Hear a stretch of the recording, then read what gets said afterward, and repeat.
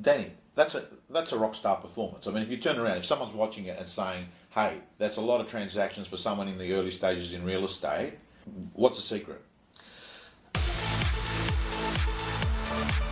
Hi everyone, it's Tom Panos, and are we in for a treat? You're going to hear from a guy called Danny Hayes from Hayes Winkle, and I can tell you, in their first 30 months in real estate, they did 1,000 sales. 1,000 sales. Hi Danny, how you going? Tom, how are you? Very good. So Danny, how long have you been in real estate? Just on 10 years. Okay. Before real estate? Social worker for 10 years. Right. Okay. So 10 years social working, 10 years in real estate. What got you into real estate? Look, basically, Tom, I was 31 years old and I was just sick of paying bills by colour. So if you don't know what that means, that's where you pay the red ones first because you're going to be disconnected. So I was just sick of earning 55 grand a year, and I'd always sort of been a creative, enthusiastic guy. Right. And I just decided to have a crack. Okay. At the age of 31. How long have you been working as a business owner versus just being a salesperson? So I was a salesperson for about 4 years. Yeah. 4.5 years, and probably the last 6.5 years I've been running a business, which I ran the Ray White and now Hayes Winkle agent. Okay, so for our viewers out there, the office is in Geelong, and what's the average price there? In my market, in my core area, is about 390,000. Average comms around $7,500, $8,000. It's a volume area. Right. 3216 is Right. high transactions, low comms, very aggressive market. Okay, so Danny, when you were in sales, were you a good salesperson? I'd like to think so. I think my acknowledgement within the industry at that 4.5 years, number one performer at a number of franchises, Ray White, Century 21. So you were number one in the state? The Century 21 in my first year, listed over 100 properties, sold 80 in my first 12 months. And then for Ray White, for transactions, selling, I think about 108 or 107. That was my last selling year. I think that was in about 2009, 2010. So that was selling. Danny, that's a rock star performance. I mean, if you turn around, if someone's watching it and saying, "Hey, that's a lot of transactions for someone in the early stages in real estate," what's the secret? Look, you know what? I'm no rocket scientist. I've got a Year 10 education. I couldn't pass maths with a tutor for 3 years. I still got an F. So I don't think it's got a whole lot to do with intelligence. What I had at the start was a work ethic, 7 days a week. And I just, I just worked harder than anyone else. And I got excited. I mean, when I sold my first home, the commission was about $7.5 grand. I just made about $2,800. I thought if I can do this 4 times a month, I'm going to earn about 140 grand a year. I'm going to triple my income, and I love doing it. So when I sold my first home, I had a little voice that just said this: "How long has this been going on for? Because I've been missing out." Wow. Okay, so essentially what you're saying is that right from day one, you got pumped up because you thought, "Hey, this is an amazing opportunity." You thought to yourself, "This is too good to be true." Well, my first listing, can I just tell you about that? So day one in real estate, never worked in sales before anywhere. Day one, it was a Monday, I went into the office. There was another guy who'd been in the real estate 10 years who was sitting opposite me. And he was listening to his getting pumped up motivation. He was designing all his systems and Anthony programs. Robbins, blah, yeah, blah. the whole lot. Right. Yeah. So at the end of that day, I drove home, and as I drove home, I drove past a house, and it said "for sale by owner," and I pulled up, and I got nervous, and I looked, and I thought a voice said, "You to go and door knock that," and as it happens, this other voice said, "They're going to tell you where to go." Then I thought, I'm going to react and have a go at them. I'm going to get into a fight. I'm going to be kicked out of real estate on the first day. That's sort of what happened with me. Right. So, and then I drove off. You know what I mean? I thought, no, I can't do that. Then day 2, I went back. I spoke to this guy, this veteran, 10 years. He was still there listening to his mate, still getting motivated. He might have been there all night. I don't know. But then I said to him, "Listen, would you like to come with me and show me how we can get this for sale by owner?" And he said, "Nah, they don't work." Anyway, that night on the Tuesday, I went home. I drove past him, I pulled out the front. It was dark and I was really nervous, and I thought, I've got to get out of the car and I've got to door knock that, and I've got to try and win the business. That's where the rubber hits the road. That's what I've got to do as a real estate agent. I've got to walk through that fear. And what I did was I drove off. I panicked again. Day 3 on the Wednesday, the same thing happened. I walked home, except this time I got out the car, knocked on the door. I was like a lunatic out of control. I had no business cards, I had no authorities, I had nothing on me. I spoke to her, she invited me in. I was speaking so fast. We had a moment where there was a table like this and there was a light and it was sort of dimly lit, where I'd sprayed bubbles of spit all over the table and she had looked at it and I looked at it as well and I was out of control. But, that awkward moment that you both know you've spat. Yeah. The next day, I bought my principal back and we signed it up and I sold it the next weekend for $7,000 more than the full asking price. And that's the moment where a voice said to me, "How long's this been going on for? I've been missing out." And that was my first listing in real estate. And really, that is the point of, for me, that's real estate. It's just walking through the fear. This whole thing is all about prospecting and getting in the door. And it is, embrace rejection like air. It's all about rejection. It's not a bad thing. It happens. So Danny, what do you say to the agent out there that is struggling, that actually says, I can relate to what Danny just said, because the truth is, I have a story in my head that I don't want to get rejected. That is something that, what advice do you give them? What do you give to a young person that has got that fear? Look, you've got to have gall. It's part of the job.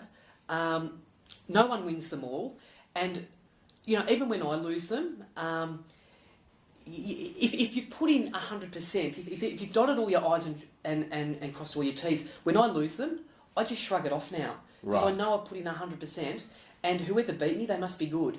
So I guess I've sort of had that attitude. Do you hate losing listings? Of course. Look, in the first year, it'd take me a week to get over it. I'd be crawling around the office. Right. It'd be like a knife through the heart, and friends and family that had chosen another agent. It would hurt. But it's wasted energy. And I think as you get years up in real estate, you soon learn that, the most easiest thing to do in a day in real estate is to waste your day. Right. It's easy to waste it. So, Danny, I want to talk about this. Why?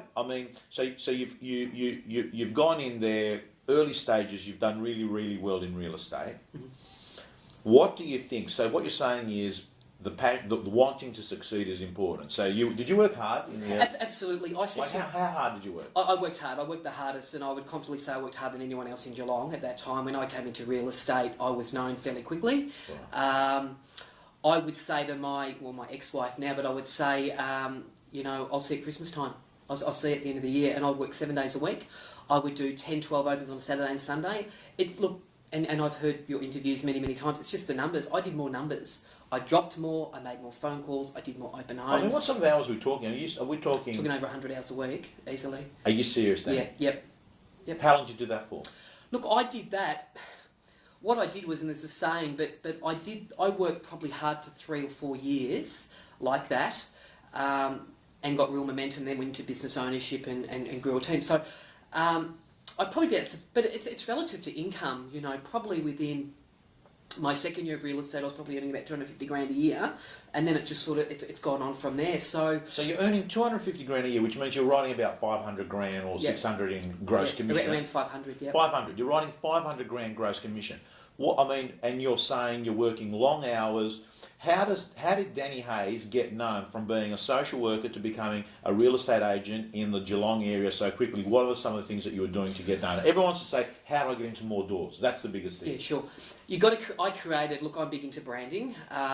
See, I believe, irrespective of who you work for, and obviously this is, I believe the right agent can make a difference in the sale price. Right.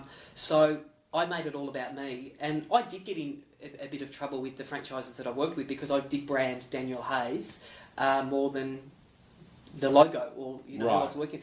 So and as you know, people felt that if they were selling with me, that there was an advantage that they could be getting more money. So I was very ambitious about price, and someone that's a bit stale in real estate, or someone that's been in real estate a long time, they'll say, oh, he highballs everything. This is what I heard. He highballs everything. He's a cowboy. Well, the reality was, your average agent, veteran agent, was valuing it here, I'd value it there, and then I'd get that. Right. And when you do that, you get a reputation, and you become known as... So Danny, you're saying to me is, you genuinely in your mind, thought you were going to get more money than other agents would. 100%. And absolutely. Right. Okay. So essentially, you're saying you created a brand. Danny Hayes is the guy you go to get top dollar, and all of a sudden the community started, talking about it. Signboards. What were some of the ways that you got profile? Look, well, marketing. When I was back selling, I would, and again I say this confidently, I would have been selling the most marketing. So Were you good at that? Absolutely, it just went hand in hand. Everything was VPA. Are you good at getting VPA? Yeah. Look, we're in a competitive market, but yeah, the average in Geelong is probably around $3,000 to $4,000 a campaign, or in my market it is. It was a big thing. I mean, lots of ads, my name on, boards up, solds. You're doing your Magic 200, doing your monthly drop, billboards with Daniel Hayes. Magic 200. What's that mean to our people here? Magic 200. So you've just listed an auction. So you'll drop 200 flies around the board. You've just sold the auction, 200 flies around the board. It's just process-driven, standard stuff that we do within the business. Right. So your business sells 500 a year, and 500 properties a year. You're dropping 500 times 200. That's a lot of, and it's automatic, just happening like a machine. Did you have a PA when you were selling? Straight probably after my first year, I knew I needed a PA. I think what helped me to grow, Tom, was, and I'm big on this in my team, is that with agents, let's say they're writing 250, 300, and want to go to that next step of writing 500 or 600,000. I had to come to terms with the people actually don't want Daniel Hayes. What they want is their home sold in a timely fashion for more money, potentially. I've changed my view on that a bit. So for me to actually grow, I had to employ a PA, right? So I could grow it and become bigger. And so I had to let go of control. So any business, if you truly want to grow, you've got to let go of control, which is hard because I'm a bit of a perfectionist. I always dot all the T's and cross all the I's. So they wouldn't do it as good as me, but it helped me grow. Right. So what would your PA do? Was it a guy or girl? I just had a mixture. Okay. So what did they do that you didn't do? Like what are the stuff they ended up doing? Okay, well, something I learnt, and I learnt this from another agent, I thought a PA was like I'd drop my pen, so then I'd get on the intercom and say, PA, come and pick up my pen. I thought that's when I'd come and get me a coffee. And I learnt, it was actually from a guy called Andrew Mitzi from Ray White. Right. He said, and again, I think a mistake that people make is, it's like, well, I'll get my PA to do the non-dollar productive stuff. Right. So I didn't, and it's a waste of money. Right. So I'd have my own listings, then I'd get my PA, and I'd get them to get their own listing. So they'd get me in the door, we'd list it together, then I'd get them to manage it. So ultimately, I might be managing 20, they might start off managing 2, managing 4, then they're managing 10, sell 40% every 30 days. So they're selling 4, you're still selling the same amount. And, so actually using them and then trading them at the same time as an agent, rather than getting them to do building inspections and all this other stuff, I can do my own ad copy. It takes me about 3 minutes. There's a lot of stuff I can do. Right. So to make more money was to get your PA out there prospecting, right. Getting me indoors, but then letting them manage it. And the competition would say, yeah, but we want you. But you would just explain to them that, I might negotiate the sale, but this person, that might be, their name might be Mark, they would manage the sale. So they'd be doing the opens, they'd do all the vendors report, they'd be doing the phone calls. So you explain that at the listing presentation? Absolutely, if I was giving it to that person. So it's a bit like how I ended up growing a business, is I just replicated that with lots of people in my business and then ended up with a property management department, a team of salespeople. Right. So I almost still see myself as having an EBU, Tom, right. at the top. Right. With 20, 25 staff around it. Well, that's an interesting metaphor. Basically, an EBU is a business with people doing things like clockwork. Yes, ultimately, yeah. Yeah. Okay, so Danny, can I ask you, you're now an owner of a real estate office that's got how many people work in there? 22 full-timers at the moment. You've got 22 full-timers. Do you miss sales? Yeah, I'm sort of dabbling back into it a bit. I sort of want to... probably like most people, the market has come back a bit, and we're about to launch our second office. So, I feel quite reinvigorated that needs to be successful. So I'm sort of heading back into that role now. You've hired a lot of people in the time that you've been a business owner, and you've had some, and got really good performers, and also some bad performers. Sure. Can you sort of work out what is it that the good ones are different to the bad ones? Look, I think that I look for fresh, raw talent. I don't believe selling houses has got a whole lot to do with real estate. My first year, at the end of my first year, I was standing on stage taking an award, and this guy said to me, he said, "Danny, what are your scripts and dialogues?" And I looked him in the eyes and I said, "What's a script and dialogue?" Right. I'd never heard of it before. Right. I didn't know. I was just being myself. So, you know, you can do as much training as you want to do. You can, you know, be trained up to the hilt, but at the end of the day, you've got to go out there and do it. You know what I mean? You've got to go and do it, and you've got to go and see the people. Action is the magic word. I mean, you've got to... It's like that guy when he was listening to the, you know, he's getting motivated for 2 hours every day. They're doing his planner and getting set up and everything. I was just out there doing it. Okay. I just got out the door, knocked on the door, and got the listing.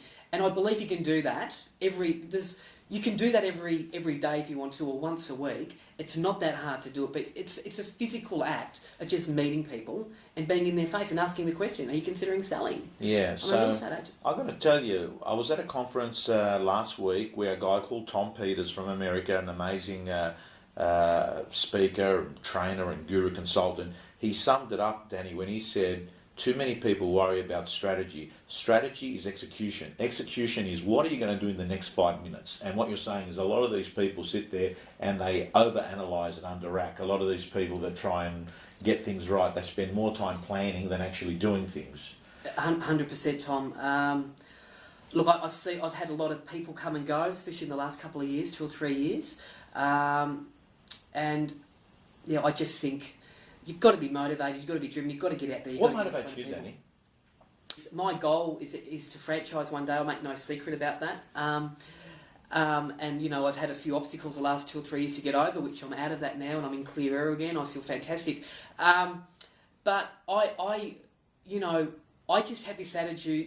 I have this attitude where I look at the owners, you know, like some of the people like Charles Tarby and say, Brian, think, how did they get there? And once upon a time, they must have had a crack, had a really red hot go. And I just think, why can't I do that? I just have that question that says to me all the time, why can't I be number one? Why can't I run my own business? Why can't I own 20 offices? You know what I mean? They did it, and they did it, and why can't Danny Hayes do it? So I probably I've done a lot of self-development I just think that I can do it. You know, I can almost taste it, I can see it, I've got the second office, then we've got the third, it's there, it's in front of me, you just got to go and get it and make it happen. Okay, Danny, your business is known as being a real brand-oriented business. You push the boundaries with standing out in a crowded marketplace where everything looks the same to a consumer. Can you explain to me, what does brand mean to you, and what are some of the things that you do that separates you in Geelong area?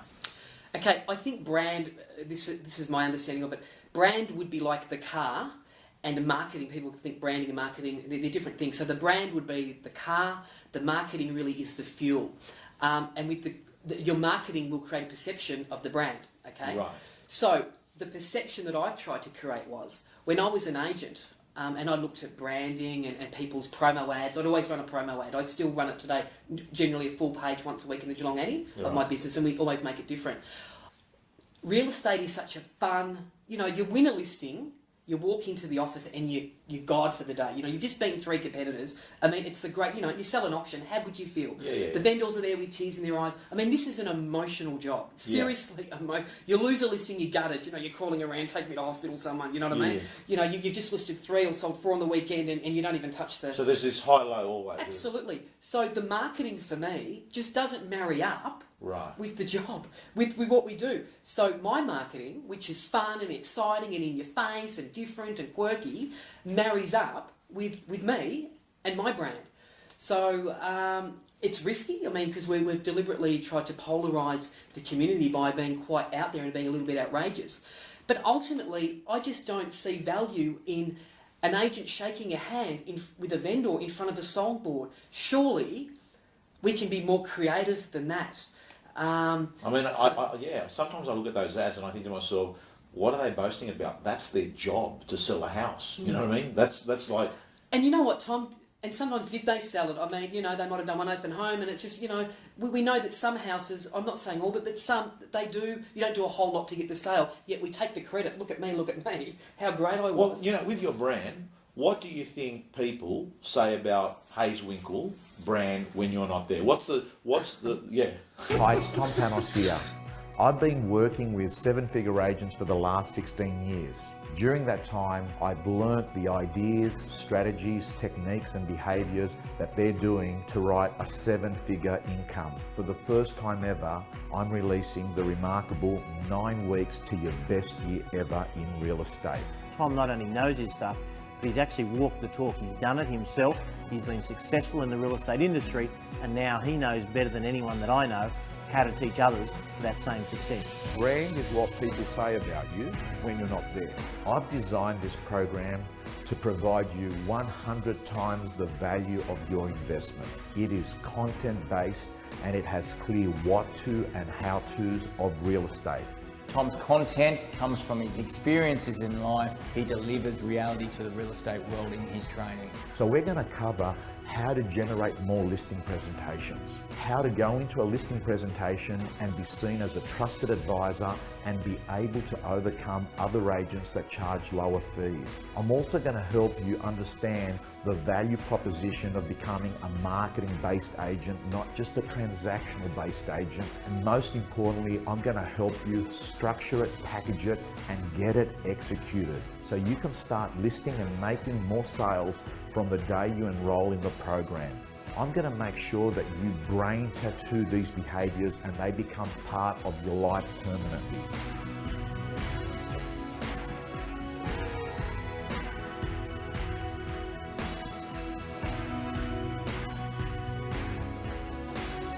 I look forward to being your personal coach for the next 9 weeks.